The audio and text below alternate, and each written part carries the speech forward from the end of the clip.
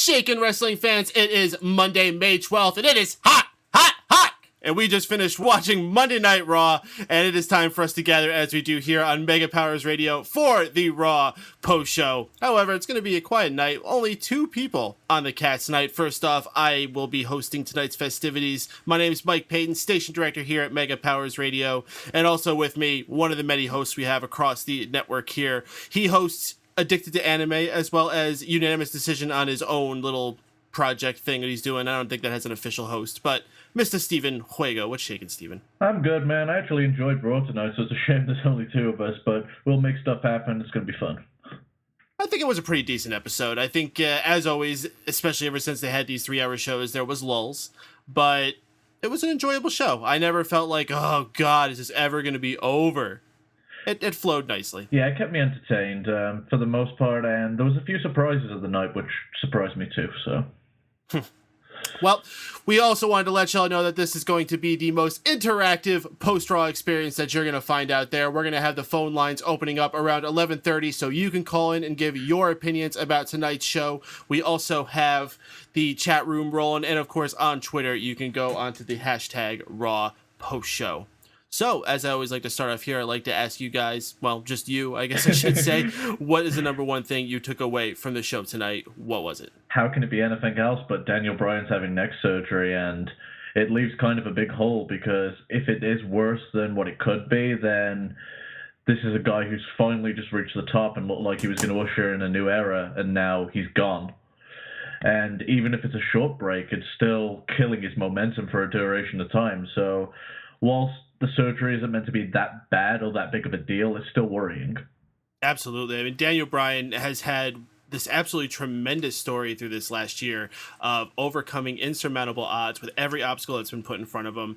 And a lot of the things that is in the Daniel Bryan story are real life elements, especially from the past few months, with a big WrestleMania victory, with marrying his love, Brie Bella, the losing of his father. It's all like really touching, and now to have something like this impact him, it's tough. It's tough to see happen to a guy like that. Going with Brian the Brain, he's saying, I'm guessing they need CM Punk back. And what do you really consider what they've lost this year with CM Punk and Daniel Bryan leaving now? I just worry that if Daniel Bryan ends up being gone for too long, if they're just going to go to like their old fallbacks, like, oh, well, time to put the WWE title on John Cena again. Well, what do you do in this situation? I mean, the Shield's prime and ready for that spot too, but shit, it's a weird situation. If Bryan does end up getting written off for a while, I'm all game for, say, a Bray Wyatt to fill that spot for a duration of time. Well, let's bring it. 5 times combo is asking in the chat room. So is this neck injury real / confirmed? I think it's pretty fair to say that this is legit. For them to put it up in a storyline up front like that, yeah, they also wrote him out in a kayfabe sense by having Kane attack him. I think that this is legit. Daniel Bryan is going in for neck surgery, and it's legit that they don't know how long it's going to impact him. Something like this could easily be a few weeks out, and he'll make a nice, easy recovery, or maybe there will be a complication in the rehab, and it'll take him 3 months to come back. Or it could be real bad, and it might take years, or he may never come back. These things are very difficult and precious situations. You gotta take these. You can't take them too lightly. So it's definitely real. I mean, Scoops was reporting it before Raw went on there. So it sucks, and they're saying it's a minimally invasive surgery. So that just means what does that mean? It means it's going to be a smaller incision, and it's basically the people who have that type of surgery, they have a lot faster turnaround time in healing. So people are expecting him back for either payback or Money in the Bank, but obviously you don't want to rush something like that when you've had issues with Edge coming back from surgeries too fast, and you saw how that ended. Absolutely, and that's what I really hope. They don't rush him back just to meet some kind of pay-per-view, especially Payback. If it was WrestleMania, then I'm not saying it's okay, but to rush him back just for Payback, it's fine. You can have an Evolution and Shield be the main event for a show like that. It'll be just fine. If it takes him 1 more week past Payback, then so be it. It's worth it, because I don't want, for the long term, for this to hurt Daniel Bryan's career. Which is something I want to talk about. How is this going to impact Daniel Bryan's career? Is he going to have to consider what his style has been, because Daniel Bryan, I would have to say, is one of the most reckless performers out there. As a former performer yourself, and you see the moves that he's done, the headbutt he does off the top, which we've seen that headbutt caused problems for other people. Not saying that's the direct thing, but just not even just saying Benoit, but people like Harley Race. I know there was another one I was looking at earlier that did the headbutt and ended up having spinal complications later on in his life. But even more so, that suicide dive he does to the outside of the ring, he's insane. I think a lot to do with it. It's not so much that it's just his style. It's his style added with the WWE schedule, because they ain't just they're not just doing this for Raw and SmackDown. They're doing it pretty much every night of the week. So you've got to learn sometimes that less is more, especially in the long if you're looking at career longevity. So I hope he steps back and maybe he tones down his style for Raw and SmackDown and really puts on those big shows for just the pay-per-views, because if it means we get Daniel Bryan around longer, I'm okay with that. Yeah, I mean, it seems like, and I don't want to say it's okay when they do this, but wrestlers tend to do a lot to make themselves stand out to get to the top, and then when they're at top, they tend to lax back a little bit. The biggest people we saw that with, of course, are Hulk Hogan and John Cena. If you watch their earlier stuff, those guys put a lot of hustle into what they're doing, and then as time went on, people complain, oh, the 5 moves of doom, the watered-down simple matches. Well, that's because they needed to put themselves in a way that they're going to have longevity. Yeah, not everyone's going to go out there. If you go out there and make yourself wrestle like Shawn Michaels, you're very liable to have a back injury that's going to take you out for 4 years. And the reality of it is, even Shawn toned himself down when he got to the top and really only delivered on the main pay-per-views. And same with even Bret Hart. He had his little 5 moves of doom going on too. It's just the smart thing to do. When you get to that top position, you can't be destroying your body each night, because you're investing in yourself. And the company's investing in you too. So it's got to be smart money. Thank you, 5 times combo. Rey Mysterio is a guy who got to the top and kept trying to push himself to be that super extreme style that he had, and that's why he's had 9 knee surgeries he's on now. Yeah, like he was having an interview on, was it Chris Jericho's podcast, where he just blatantly said, like, all the veterans were telling me to slow down, and I was like, nope, fuck them. I need to do that to get over, and, well, now he's pretty much crippled. Oh, that's a really sad story. Speaking of masked people, I don't know if you got to catch NXT this past week. There was a couple new masked superstars. They were a tag team. One of them is the former Calypso, or he still call himself Calypso, I believe. Really, really cool. Masked wrestlers are coming back. Wasn't that the other guy that was meant to be teaming with Ricardo under the mask? I haven't had a chance to watch this NXT yet. I did not catch his name or find out what his backstory was, but I was impressed. All right, I'll keep watching. Yeah, check that out, folks, if you're into the masked luchadors. Getting back to Raw, I don't even know what other big event we would go into in this. This was really our big storyline of this night. We had Daniel Bryan's speech, and of course we had the attack by Kane to make a kayfabe reason for why he's going to be out over the next few weeks. Where does this leave Kane? Well, yeah, Kane's left with nothing to do right now, but I'm glad the fact that they actually put a storyline into this makes me feel they're confident that they're going to have him back soon. As far as where Kane goes now, I suppose he could be helping Evolution get the win over the Shield, since he's technically a part of the Authority still. Otherwise, I don't see a babyface for him to feud with right now. I mean, they could just take the Authority storyline, just put him on anybody, I guess. Anybody who's not busy. They found a spot for Big E. Who's just lingering right now? Santino? There you go. I've got no clue what Kane's going to do. And the thing is, Kane can even go away for a while and just come out and do the occasional beatdown. And as long as he looks like a monster, that's all they need until Daniel Bryan's back.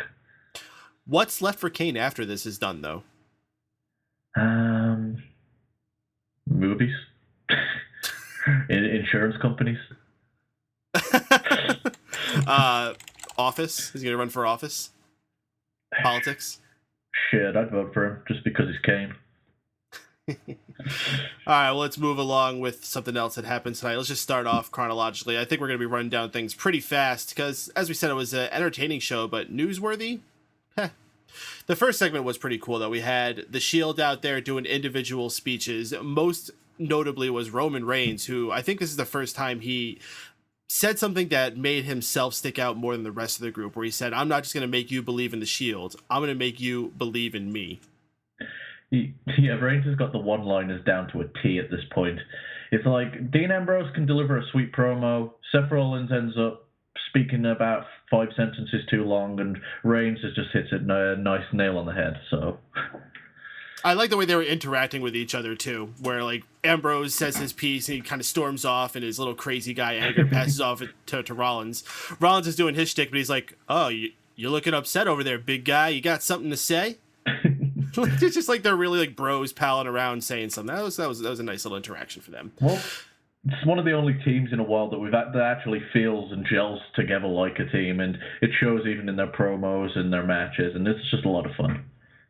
And it's also the first one in a long time where we can feel confident about every person's career after they break up. Yeah, I know that's something that's said so many times, but every time I see him, I just can't help but who's be the impressed.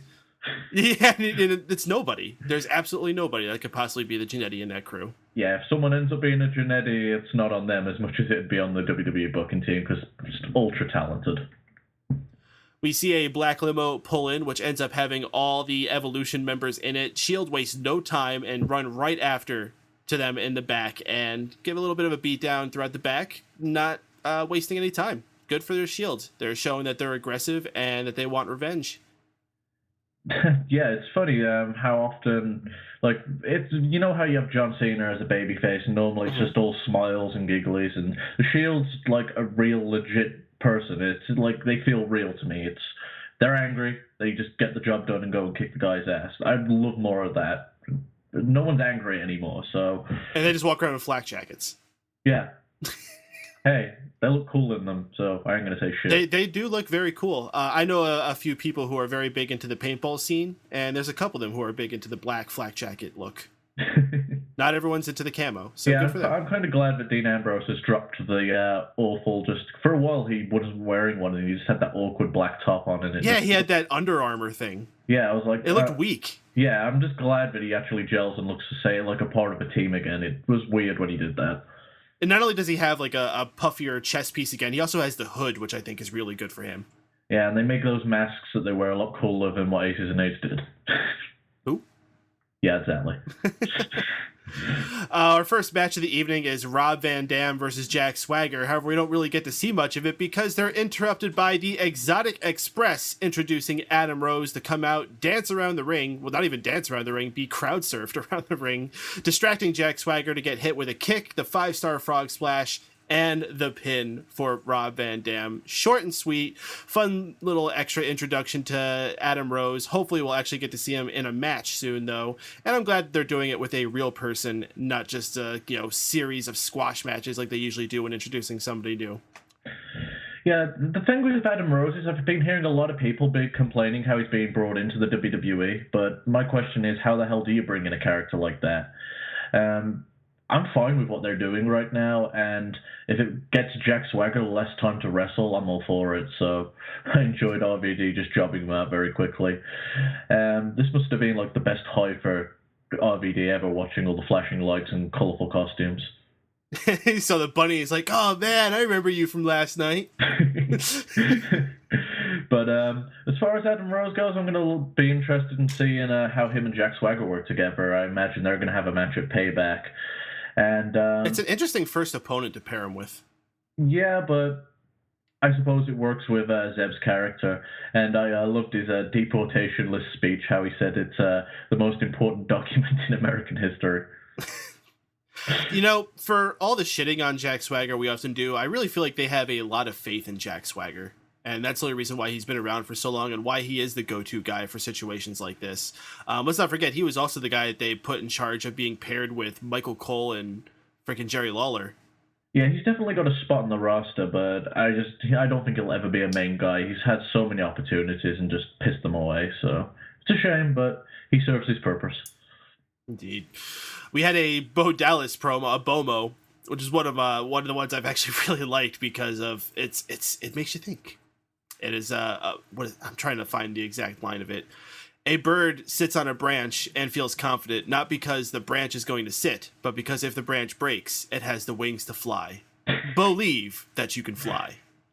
Oh, I fucking love this Bo Dallas stuff. That's a guy I'm interested in seeing where he fits in on the roster because Do you throw him in a title feud, one of the mid cards, or who do you put him with? This past Thursday, they said that they're going to be having him debut on SmackDown next week, which I think is good. They haven't done a SmackDown debut in a while, and I think that's a good place for him to start. Let him start from the bottom and work his way up.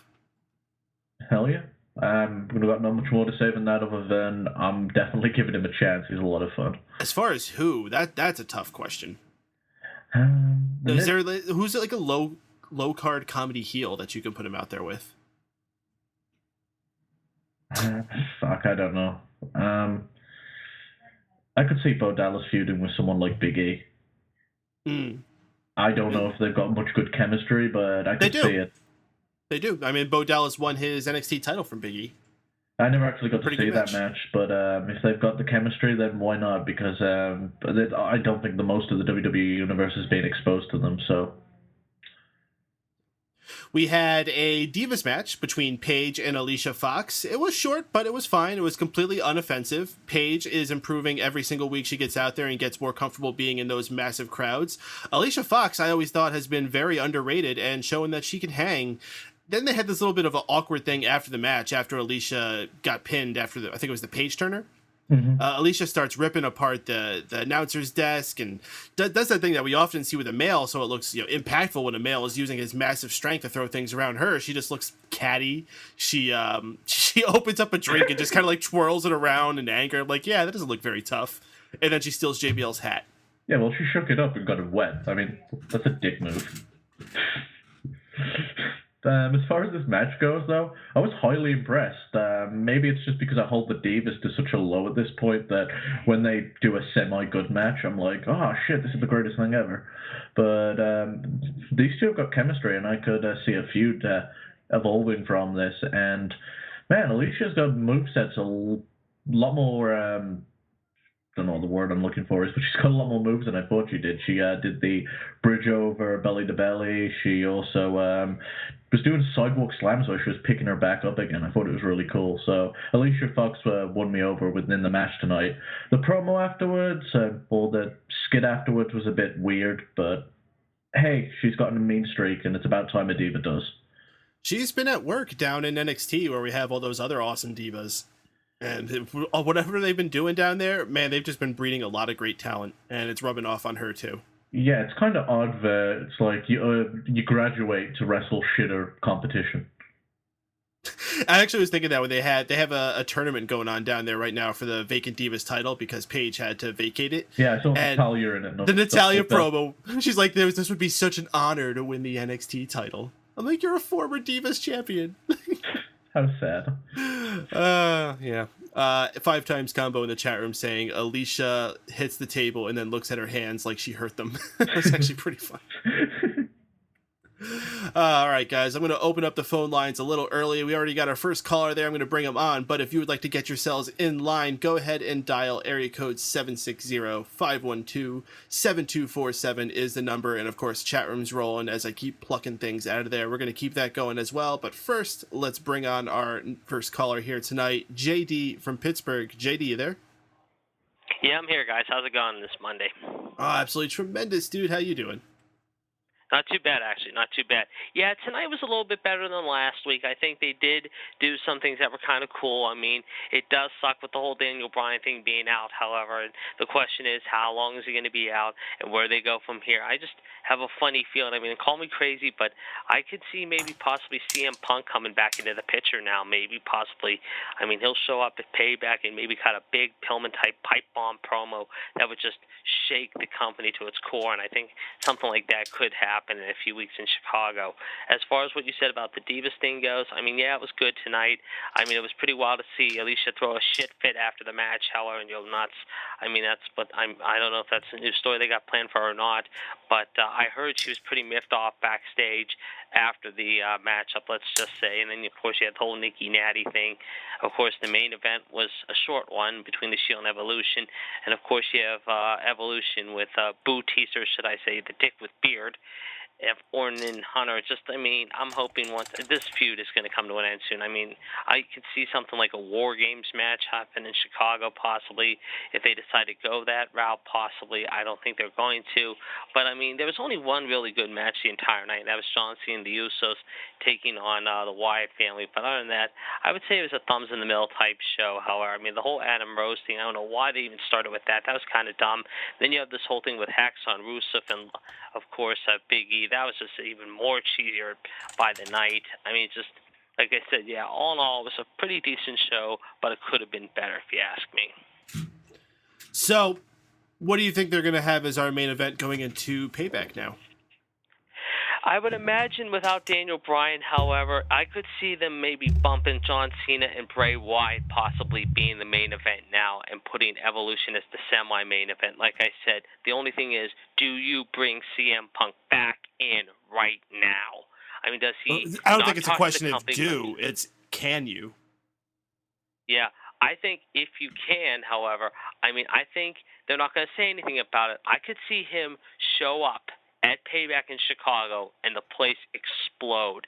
And Michael Cole and them are like, what the hell's this?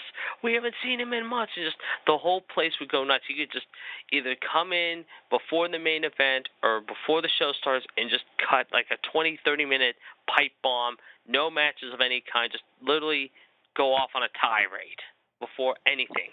And that would just drive the rating up, I think.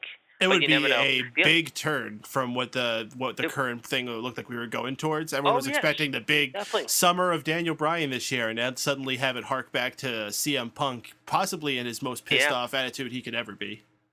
Oh, no question about it, and I think it would work. The other thing, talking about pissed off, how you have the whole Brie Bella Stephanie McMahon thing. Once again, Stephanie putting Stephanie the mangina in her place tonight, and you could tell Stephanie just was ready to pop Brie. And it looks like, I mean, they were saying something a while back about her maybe getting in the ring again. I mean, come on, we don't want to see Stephanie back in the ring. I mean, I've said for weeks on end, it's time to end this whole goddamn authority storyline. It's time for Vince to come back on television and put the authority in this place, and I hope after Payback we see that happen, because we don't need to see Hunter continue to basically have his little butt buddies kiss his ass every week and just feud with the Shield. I mean, they said that's going to be the big feud of the summer, obviously, but you know what, like I said, it's time to start scaling down on the authority and bring the, I mean, I know that he doesn't know much on television, but it's time to put someone like Vince or someone else in the authority's place. The only question is, who will that person be? We really don't know. I think it would be amazing if there was this big long-term conspiracy by Brad Maddox. Yeah. You know, we haven't seen him since the Shield basically broke him in pieces. What was it, about 3 weeks ago, I think it was? 2 or 3 weeks ago? I mean, that was what, the last time we saw him. Isn't he still the GM of Raw? I don't know. Yes, he is. Wow. Raw or SmackDown. But, you know, I've been hearing also at the same time, if it's not Max, the one guy they're talking about maybe bringing in for GM, however, is Sting. Ooh. I mean, we've been hearing Sting for a while. When's that going to happen? Or is the talks finally... You don't see it happen now? I mean, I still see it happening, but I just don't know when now. Yeah. I don't know where the ending point is for this. I mean, I almost feel like this is it. There is no more Vince. This is the status quo going forward. It's Vince and Stephanie's show. Or not Vince's now. Hunter's and Stephanie's show. Yeah, and they're having their butt buddies kiss their ass at every turn with Batista and the dick beard, shall I say, because he looks like a total dick with the beard. I mean, he really does. I mean, come on.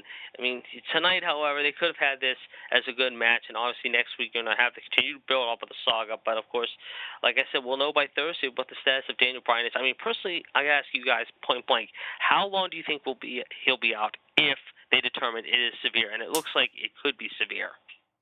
Well, the word severe ranges depending on what you mean. I mean, is it a disc fusion? Is it what? I mean, neck surgery. It's really complicated. Right. So, yeah, I am not anywhere near versed enough to have any kind of opinion in this. I just hope that the easiest answer I can give for this is Daniel Bryan should return when he's ready to return, and not a moment sooner. That's what I hope to see. If he has to take 6 months, then so be it. I mean, it would be terrible. I would miss him, and it couldn't have been at a worse time to a nicer guy. But I was just gonna say that. Yeah, I was just gonna say if you lose him for 6 months, the ratings will go down, and I mean down big, and that will really alarm that WWE then, because they'll have to rely on their golden child boy, John Super Cena, if you will, after the whole Bray Wyatt thing. And then after John Cena, where do you go from here? I mean, we've talked for a while. Roman Reigns could be the next big future star. Antonio Cesaro, who wasn't even on the show tonight. I mean, what the hell is up with that? Unless Cesaro's over in Europe with his buddy Paul Heyman throwing the European shows, which I probably imagine he would. But, I mean, there are a couple of surprises tonight. I mean, like I said, I don't know. You said that Bo Dallas is debuting next week. That's a real surprising story. I did not hear about it, because I've been hearing all along he was going to debut either at Payback or the night after Payback. But for him to come on television next week and maybe a tryout match, unless this is legit, and they're going to probably leak it out later in the week or early next Monday, however, before the show in London, for him to make his debut in London, kind of surprising if you ask me. No, it's going to be on SmackDown this week's SmackDown. Yeah. Is that London? No, it's in Greensboro tomorrow. London's next week. I thought it was next week. You were talking next week in London. No. The videos they were showing on Thursdays, not Thursdays, I still think SmackDown's on Thursdays. On Friday, SmackDown said that he was going to be on the next week's SmackDown. Man, I wish it was on a Thursday. What are they going to do with him upon his entrance, and who they feud him with? It's going to be interesting. But I could see him and Drew McIntyre maybe possibly getting into an interesting match, maybe possibly this Friday. If they separated Drew from the 3-man band, I would say so. I can't see Bo in the 3-man. Well, yeah, maybe he could. Maybe he can come out and give them life advice that he believes in them, that they could find better careers than rock stars. Yeah, exactly. It's possible. I was just thinking about that. Well, high point, low point, real quick. I know you're going to get to that. My high point of the night, definitely the 6-man tag, the Usos and Cena versus the Wyatts, really good. The low point I have to say tonight was the opener. It was just absolutely boring. It was stupid. Why would you have Adam Rose come out and act like a jackass? And so far, that gimmick's already been. I mean, I've seen it twice now in 2 weeks. It's not going to work. It's like the Rusev thing. It's going to fail and fail miserably. You don't even think the theme song is catchy? Not at all. I mean, when you. Yeah, you're turning into Michael Cole now, man. This is scary. Talking about Michael Cole, he acts like a dork, and every time JBL just gives him, it seems like JBL just wants to punch him every time he sees it. What was Michael Cole doing? It's like, that's how you do the Adam Rose dance. You hop up and down. I'm like, no, that's not it at all. Well, that's a good way to kill someone's fucking momentum. Have Michael Cole. Yeah, no kidding. Yeah. All right, guys. All right, great call as always, JD. Have a good night. We'll see y'all next week. See you next week, guys. All right, folks. If you're listening out there and you want to be like JD, call in and give your thoughts about tonight's Raw. Numbers area code 760-512-7247 is the number to call in. And, of course, the chat room rolling nicely. Alex Moorhead, Creep is on the radar, pumping comments out in there. I'm trying to pull them out as often as I can. But we're going to keep the ball rolling talking about tonight's show. We talked about Paige and Alicia Fox. We had a 6-man tag team matchup between the Usos and John Cena against the Wyatt family. This was long-ish. It went across, I think, 2 or 3 segments, but I don't have any notes for it. John Cena gets the win after hitting the attitude adjustment on Eric Rowan, breaking his losing streak that he's had over the past week. Man, that sucks for you. Talking about the Fantasy League for a moment. You got John Cena on your team, thinking that would have been a big winner. You see, he's going to be a big winner in the long run. John Cena doesn't lose. He's going to put Bray over for a little bit, and then he's going to go back to jobbing everyone out he touches. Mm-hmm. And I think they're going to keep him away from Daniel Bryan for as long as they possibly can, and during that, he's probably just going to run over a bunch of other guys too. So I'm confident with John Cena. I mean, it's a safe bet. You think that's a WrestleMania match for next year?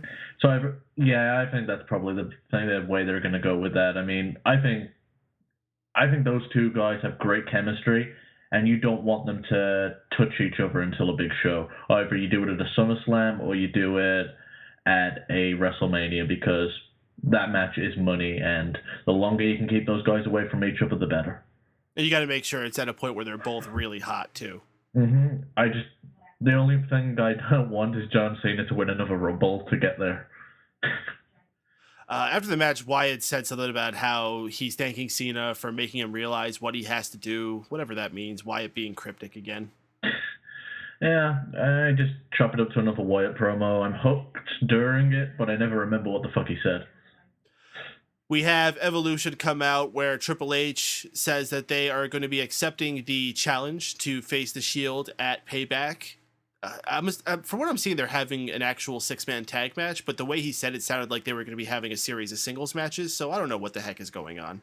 Yeah, it was kind of weird. He basically, one-on-one, talked how they were going to demolish Dean Ambrose and humble him, and something about a hummingbird with Seth Rollins. I don't know what that was on about. And they're going to make sure that Roman Reigns doesn't come back from Payback. So I assume it's going to be just a rematch because they use the word rematch, but it was a very odd promo. It didn't give you any definitive answer. The way I got the feeling from it was they were going to have like a series of gauntlet matches or something, or a series of handicap matches where it's like all of Evolution versus Rollins and all of Evolution versus Ambrose. And like, oh, that's going to be so miserable. That's going to be the worst pay-per-view ever. Shit, they might have to do multiple matches if they lose Daniel Bryan just to fill some space. You know what? I don't need to see 3 handicap matches. God, that just has like Triple H era written all over it. So that since that's what we're in, that's very possible. You know what though? You say Triple H era, but didn't we just have that last year with CM Punk versus the Wyatts? CM Punk versus the Shield and Daniel Bryan versus the Wyatts. So we did have that. Yeah, so it's fucking that was shit too. That was total shit. But at least it was different factions. Imagine it was the same faction in 3 matches. Ugh, it felt like it was 3 times how long it fucking took. So, yeah, that was when the Wyatts really sucked. So hopefully it's just a 6-man tag again, and give them a gimmick. I don't care if it's War Games or it's fucking Stephanie on a pole. Do something different for this one. We had another Divas match, this one between Nikki Bella and Natalya. The entire story behind this match actually comes off of a episode of Total Divas where Natalya gave Nikki a wedding present that was a painting of her and John Cena, which apparently was not very good in Nikki's eyes, and Natalya did not appreciate Nikki's non-appreciation of the gift. So we had a match. And to make things even better, during this match, we had the rest of the Total Divas cast standing on the outside of the ring, lifting up pieces of paper with numbers on them as if they're like judges at a diving competition or something. Well, I always watch this on DVR coming late from work. I got about halfway into this, maybe not even that far. I'm like, oh, what the fuck is this shit? And fast forwarded it. I couldn't fucking do it. Yeah, I don't blame you. I think Nikki actually got the surprise win with a victory roll. And Natalya threw a little bit of a catty attitude at the end. So looking like a heel turn for Natalya. That's fine, I suppose, but... Hey, it's better than farting gimmicks. Yes. Just tired of this Total Divas garbage. Well, get used to it. It's going to be around for a long time. We had a matchup between... actually, Sheamus faced both members of Ryback Axel. That was a torture. Talking about having to see the same thing multiple times. You had to deal with Sheamus in a match with Curtis Axel and Ryback, beating both of them. One of them with the cloverleaf, the other one, I think, with the bro kick. I don't know. It's not really important. Wait, is Drew got Sheamus? Drew has Sheamus. Lucky son of a bitch. 2 matches in one night. 2 matches in one night. Won the title last week and then defended it on SmackDown too. He got a crap ton of points for Sheamus. Shit. Why didn't I pick Sheamus as my first pick? But I didn't actually mind the match with Ryback. It wasn't too bad. And, I mean, other than fucking the commentators botching, saying, oh, he's going for the shell shock. No, he's doing that spin-out move that he always does. So that was kind of silly. But as far as the match quality goes, wasn't bad. The Curtis Axel match, I wish it was over a little faster. Though Sheamus using the Texas Cloverleaf again. I haven't seen him bust that out in a while, so that was nice. I like that move. Yeah, it's underutilized, so I'm glad. I hope he uses it more often. And if he's going to be a heel, I've always thought it's cool if a heel uses a submission to win. They're really bringing a big notice to submission moves lately. A lot of people are using them, especially the divas down in NXT. Like every single one of them has a fancy submission move now. Yeah, I just hope they don't bust any of the silly ones out. Jonna was watching part of Raw tonight and saw John Cena lock the STF in him, and she was like, "Huh, that looks pretty shit." And she's not a big pro wrestling watcher, so. No, but she's right. That does look like shit. It's like seeing the freaking Rock do the sharpshooter. The sharpshooter. Yeah, but what I'm getting at is, if a casual person thinks it looks awful, then fuck, it's awful. Mm-hmm. Yeah, absolutely. And it's not that move doesn't look bad. I mean, when William Regal did that move, it looked really painful. Yeah, shit, he did that to Hornswoggle once, and that was fucking awesome. It looked brutal. I forgot about that. Yeah, the King of the Ring tournament, that was fucking awesome. Oh, goodness. We had a matchup between two people who you would have thought had absolutely dead-end careers at this point, Fandango and Dolph Ziggler. I think if I could say one positive about this is the first time I think the pairing of Fandango and Layla is starting to feel a little bit natural to me. Layla changed her look a little bit. She had a different dress on. She's been working on her ballroom dancing, so now when she comes out dancing, it actually looks right and not like she's just grinding her hips like she's in a hip-hop video. So I'm digging it. I've been really against this, but I'm warming up to it, and I hope this continues. Fandango confesses his love to her, so I think it will be. She's no Summer Rae, but I'll give her a chance, and that's a hard pill to swallow because I do love me some Summer Rae. Summer Rae, who hasn't been seen since they split up, maybe on Total Divas, but not on Raw. Hey, I saw her on NXT. She looked like a stick, though. see what I did there? I see what you did there. All right. But yeah, it was I actually expected a better match out of these two because these are some of the best workers on the roster, though they're underutilized. There we go. But fun little match, and I don't know what the deal with Fandango and Layla is, but awesome. If it's going to be at least they're not still facing Santino and Emma for the 50th God. Time. And she's using a Cobra now, so if that was the end of the feud, then we're getting shit on for months later if she's still using that. Mm-hmm. But yeah, I don't mind the pairing. I'm looking forward to seeing if it goes anywhere. But my feeling is they're going to get dropped onto main events and not see the time of day again. Oh. We have Hacksaw Jim Duggan come out, presumably to start promoting Legends House, but he doesn't even get to talk too much before being interrupted by Lana, who comes out once again to talk about how America is a failing economy and that everyone should be praising Vladimir Putin. And Hacksaw Jim Duggan, being the great American that he is, responds with, "Oh yeah? Well, USA! USA!" Typical American argument. She introduces Rusev, who comes out and is about to attack Duggan, but who should come to the save but Big E? Finally, a new black guy for Rusev to face. I don't want to be that guy to have to call that out, but seriously, every single person he's faced since coming up to the main roster. Well, I heard that Big E actually called him out on Twitter over it too, so I haven't read too much into it, but I don't mind them going with this direction. It's got to be a running joke. It's got to be like a running gag that they just aren't like being as blatant with. But I bet Vince is just in the back cackling in the gorilla position. I can picture it. I don't get it. What do potatoes have against black people? But Big E is not able to be much help. Rusev tears him apart and pushes him away. But hey, we finally got a real feud for Rusev. He's not going to be continuing these meaningless squash matches. Hopefully we'll see an actual match between these two. So, see what Rusev's got. Are you okay with Rusev going over, or would you rather Big E? I mean, I still think Big E's got potential to go somewhere, but... I do too, but you know what? Big E just came off of his Intercontinental title run, and sometimes it's give a penny, take a penny, and I think it is time for Big E to give a penny. I suppose it's just, if you've just taken a big hit like that, I don't always think it's the smartest move to be put in a situation where you're really going to fizzle out and have to scrap to make some noise again. So I would have rather him be in a different feud, but hey, it is what it is. I guess Rusev's the flavor of the month. Oh, this could just be a 1 week thing, and they'll change their mind next week and have someone else come out there. Wait. You're saying WWE doesn't stick with their plans? Well, this guy was just called Alexander Rusev 2 weeks ago. So.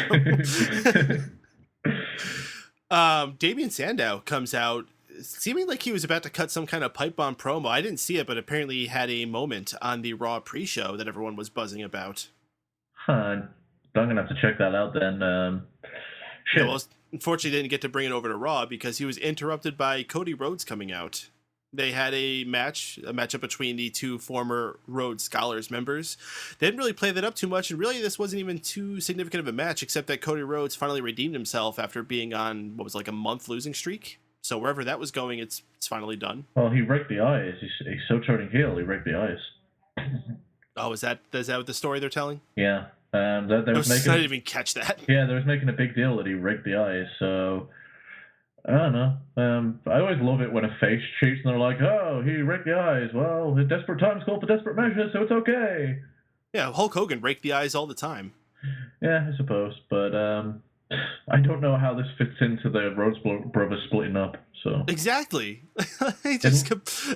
Speaking of them changing their minds, they have no idea what they're doing with this tag team. Hey, at least it isn't as bad as the fucking Miz vs. Kofi, who's the heel storyline.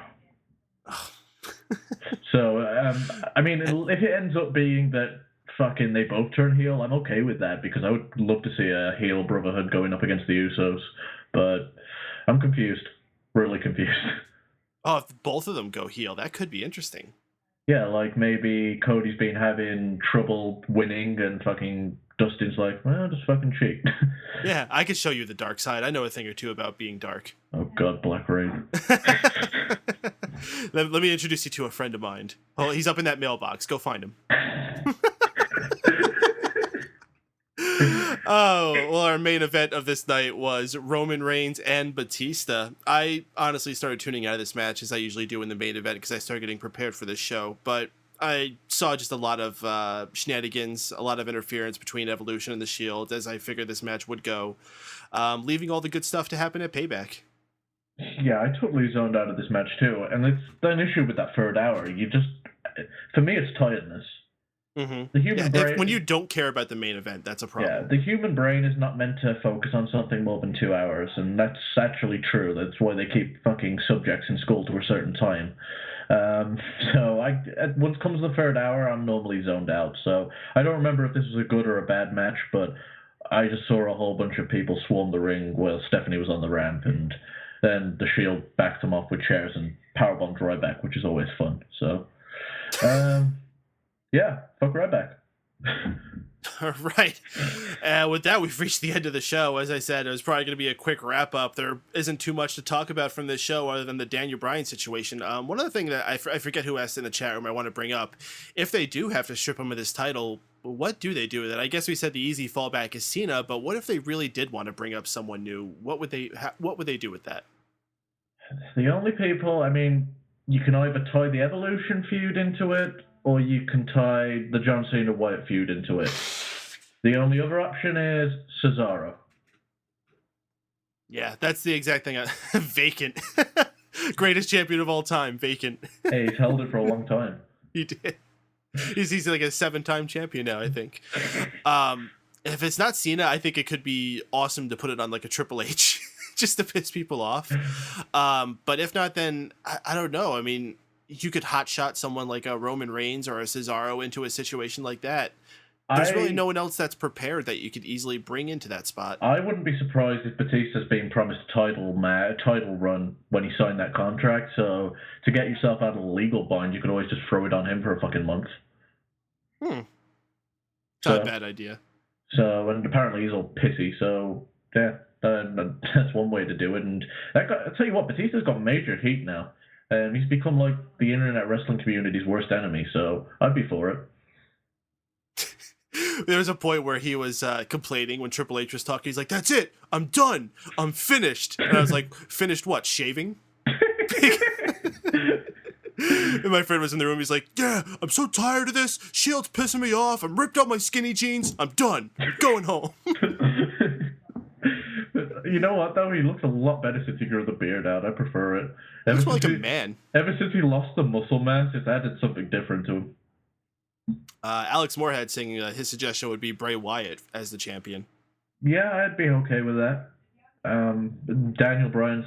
the only thing is, I fear, if they take it off him, I fear they're going to put it on Kane just so Daniel Bryan can take it off him later. Well, that could be fine. I don't want to see it, but I don't think it'd be the worst thing in the world, though. Yeah, what's wrong with Kane? It would be like a, what would you call it? Like a respect run. They do that for people. They give them that one. They used to do it with the World Heavyweight title, but now since you don't have it, they could do it with that. Well, whilst everyone's tied up in a feud, I suppose it's not going to hurt.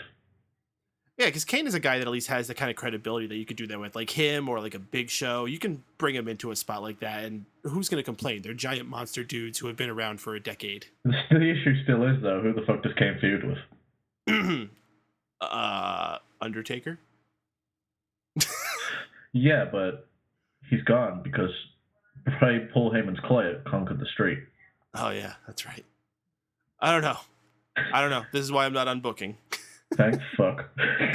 All right. Well, with that, we're gonna head into the good, the bad, and the ugly.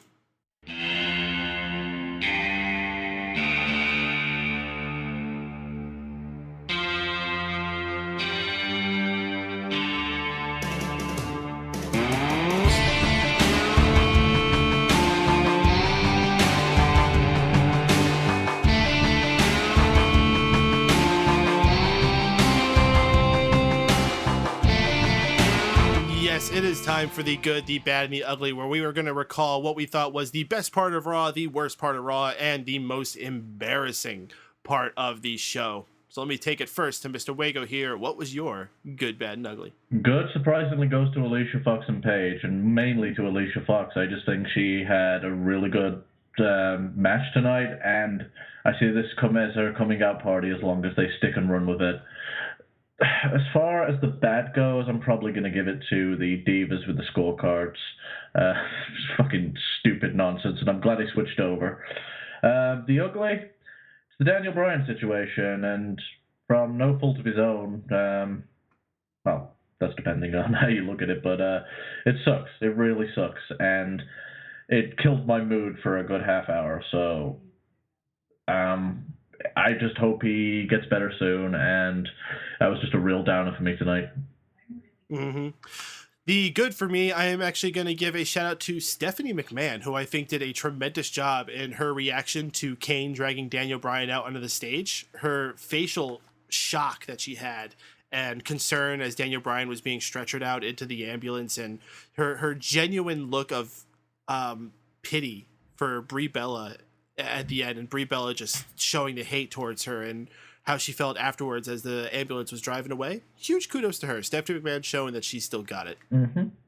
The bad I am going to give to the Daniel Bryan situation. I mean, usually I reserve the ugly for the things that I think are more embarrassing, so I wouldn't say that it's embarrassing, but it sucks. It's just, there's no good that you're going to find in this situation.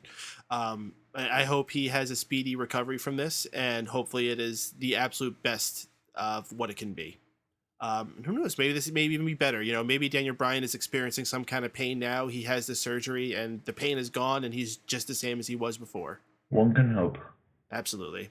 The ugly. Oh gosh, that's a tough one for me. I think I'm going to give it to the Divas match between Nikki Bella and Natalya. That was just stupid. And it's so easy to give it to the Divas match, but out of all the things tonight with the scorecards and Natalya throwing her little brat fit at the end. Hey, it's perfectly fine. I mean, we had a good showing by one set of Divas and a shit showing by another, so fuck them. Well, I have to imagine this is setting up for an eventual Natalya-Paige feud. As long as Paige goes over, I got no issue. All right, folks, we're going to start concluding things here with our plugs. Wago, what do you got to tell the world about? All right, so Sunday, May 25th, yep, we've got Addicted to Anime here on Mega Powers Radio, 8 p.m. Eastern Standard Time. We're going to be reviewing Tenjo Tenge. Now, it's a typical fighting anime with big tits, but it's actually got a really good story behind it, and so it's got fan service, it's got action, and it's got a great plot line, and it deserves a bit of exposure, so that's what we're going to cover. Also, check out Unanimous Decision MMA. It's a website that I run that I cover all MMA on for the big events. We're looking for writers, we're looking for podcast hosts, so if you're interested, give me a shout. You can go to udmma.com for that, facebook.com/udmma, and twitter.com/udmma.